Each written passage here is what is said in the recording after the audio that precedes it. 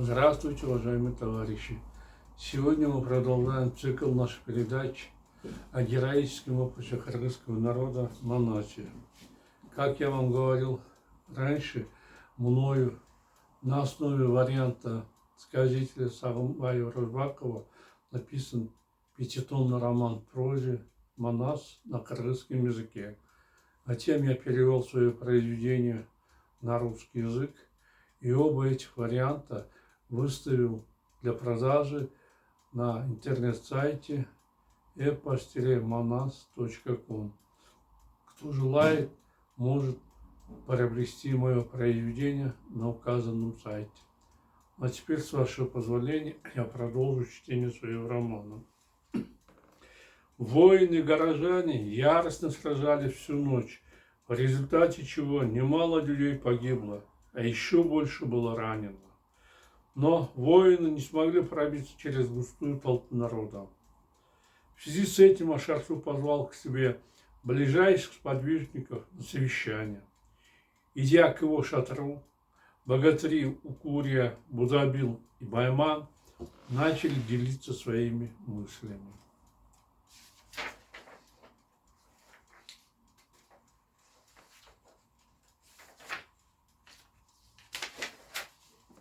«Что теперь будем делать?» – озабоченно спросил смуглый, скуластый Укурия. «Если не вырвемся из города, то кыргызы придут сюда и полностью уничтожат нас».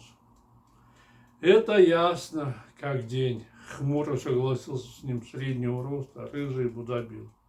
«Разве кыргызы оставят нас живых, когда мы убили столько их сородичей?» «Об этом не стоит даже говорить», – печально произнес в столице полноватый Байман. «Оказывается, права поговорка, гласящая: тот, кто был никчем, станет всем, а тот, кто был всем, станет никем. Мы столько лет правили алашами, издевались над ними, и вот теперь пришел час расплаты. Я у вас не спрашиваю о преданиях не минувших», – разозлился Укурия. «Что мы теперь будем делать? Найдите ответ на этот вопрос.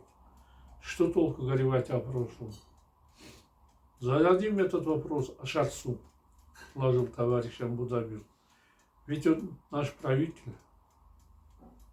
Остальные согласились с ним и молча отправились в синий шатер Ашарсу, который снова был ранен в битве с горожанами.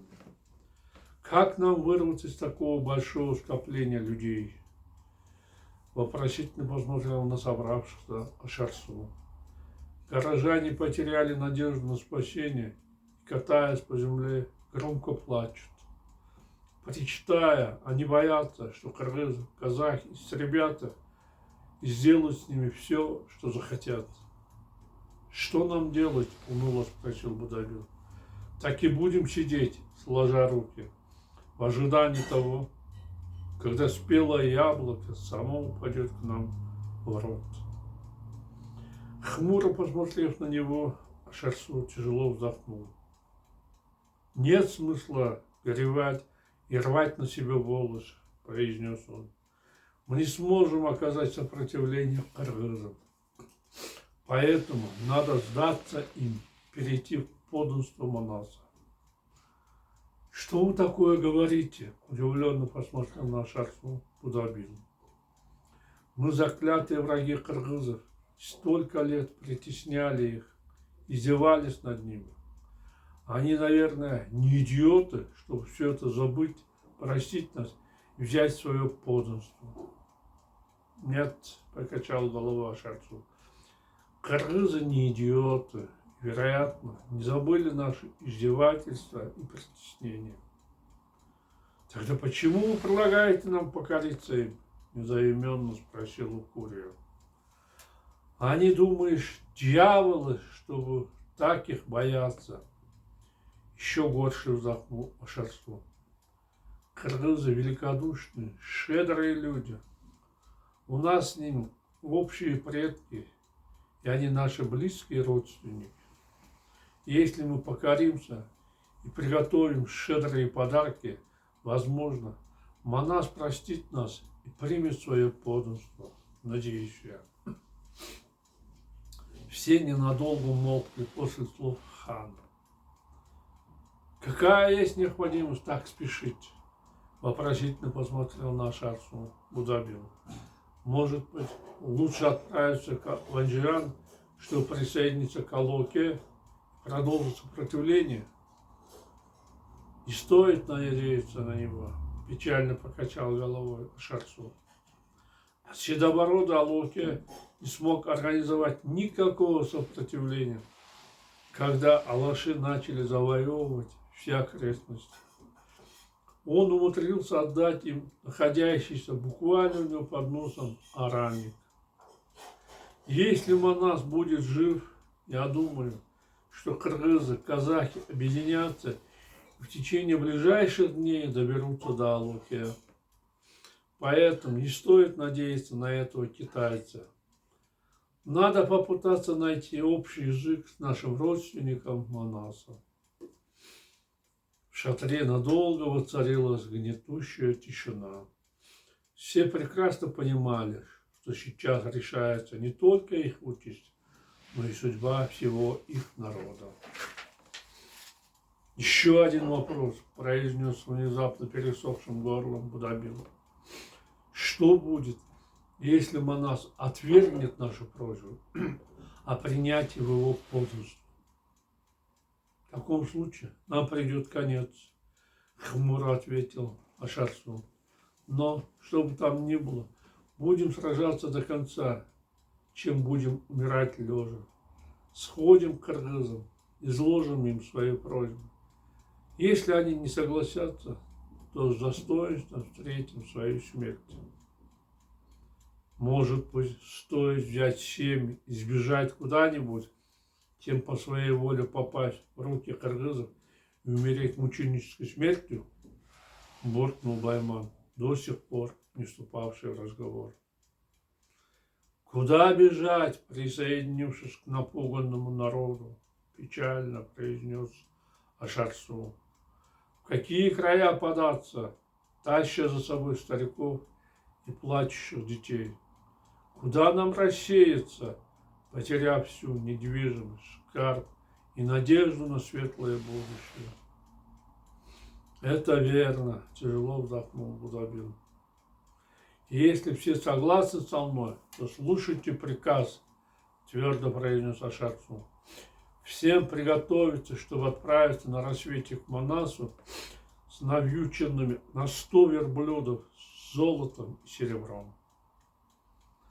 На следующий день с восходом солнца 800 калмаков в сопровождении 41 отборной красавицы, ведя на поводу 100 верблюдов, отправились к повелителю кыргызов, отдыхавшему в желтом шатре, установленному на берегу бурлящей реки. Доехав до места назначения, шедший позади всех Ашар-су, хромая на одну ногу, повесив на шею в знак покорности пояс, вошел в шатер Манаса. «Богатырь», — сказал он, — «я Ашар-су, повелитель города Араника. Позволь мне обратиться к тебе от имени народа города». «Слушаю тебя», — с достоинством ответил Манас, одетый в белый колпак, красный халат. «Богатырь», — произнес с внезапно охрипшим голосом калмак, — «я получил ранение в голову в битве с твоими воинами. Несмотря на адскую боль, я пришел к тебе с просьбой оставить живых мой народ. Как ты можешь, не стесняясь, просить такое, когда столько времени сражался с нами?» Сурово посмотрел на него кровопийца. «Да, богатырь», — произнес Ашар-су, одетый в красный шелковый халат. «Я понадеялся на Есенкана, находящегося вдалеке, и посчитал тебя врагом. Когда ты покорил моего дядю Пануса в Ташкенте, я решил тебе отомстить. С этой целью, понадеявшись на китайца Алоке, собрал многочисленное войско и отправился к тебе навстречу. но не смог тебя одолеть. Склоненную голову меч не сечет. Я прошу тебя помиловать нас, вспомнив, что мы родственники. Ты прав, Туран наш общий предок. Калмаки и кыргызы – родственные народы. Но почему-то ты об этом вспомнил только сейчас и никогда не задумывался об этом раньше. Насмешливо посмотрел на калмака Манас. Да, горестно согласился Шарсу. Забыв об этом, мы причинили вам много горя и страданий. Но ты победил нас, заставил вспомнить, что мы родственники. Учитывая это обстоятельство, пощади мой народ, богатырь, прости за наши грехи и в знак нашей покорности прими в подарок 41 красавицу. А если я откажусь? Если скажу, что вы поздно раскаиваетесь в своих преступлениях, что вы будете делать? А что мы можем сделать? Еще больше сник Ашарсу. В твоей воле помиловать или казнить нас. Я беспрекословно подчинюсь твоей воле, если решишь повесить меня или четвертовать. Я прошу тебя только об одном – о безопасности и счастье своего народа. Прости нас, богатырь, и смилуйся над моим народом, вспомнив о том, что мы сыновья одного отца. Верно говоришь, мы все сыновья отца тюрков, а Алоке – потомок китайцев. Я не оставлю его в покое и выгоню из Андижана, который перейдет в мое владение. А дальше я отправлюсь в Самарканд. Я нисколько не сомневаюсь в том, что все так и будет. Богатырь от чистого сердца произнес Шарсу. В будущем ты покоришь весь мир, Манас. Спасибо за теплые слова. Если я буду жив, не подохну, то принесу освобождение всем алашам Туркестана. Взяв подарки, Манас помиловал Ашарсу и подарил ему золотую шубу. Обрадованные тем, что смогли спасти народ, калмаки возвратились обратно в Аранник. По предложению Манаса, с тех пор он стал называться городом Наманганом. Славный богатырь 40 дней отдохнул в городе. Он вызвал к себе Кокотоя и поручил ему властвовать над Ташкеном и остальными землями калмаков. После этого его войско, отправившееся в поход из Алтая 3,5 года тому назад, вернулось обратно на родину. Глава 4. Как кыргызы во главе с Манасом переехали из Алтая в Алатон. После возвращения домой в Алтай у Манаса испортилось настроение. Его нижняя губа оттопырилась, а верхняя опухла. Он по малейшему поводу набрасывался на всех, громко выражая недовольство. Витязь, хорошо знавший характер повелителя, не осмеливались прямо спросить у него, что гложет его сердце. Всем известно, если кто-то пойдет наперекор его воле, богатырь не пощадит даже отца родного. А Манас последние 3 дня никак не мог заснуть из-за того, что его сердце съедала тоска. В каких прекрасных местах жили наши предки. Печально думал он бессонные ночи. Поведешь ли речь о зеленых лугах или чистом воздухе? Родина предков представляет собой настоящий рай. Пусть будут прокляты навеки враги, лишившие нас такой отчизны. Не в силах сдержаться от злости, Манас встал с постели. Разгневанно сжимая кулаки, богатырь стал ходить взад-вперед чтобы успокоиться. Немного придя в себя, он снова погрузился в горькие думы. Что теперь делать? В свое время нас победили враги. Что ж, нам теперь покориться судьбе и как овцы ходить по земле, как ни в чем не бывало? Нет. Ударил правой рукой об левую ладонь богатыря. Я не из тех, кто будет сидеть, сложа руки, испугавшись многочисленности китайцев. С Божьей помощью я возвращу обратно к кыргызам в земли предков. Вполне возможно, что в этой борьбе меня настигнет смерть, и я погибну. Тогда я буду считать, что погиб за народ и его независимость. Двум смертям не бывать, а одной не миновать. Когда пробьет урочный час, всем придется отдать Богу душу.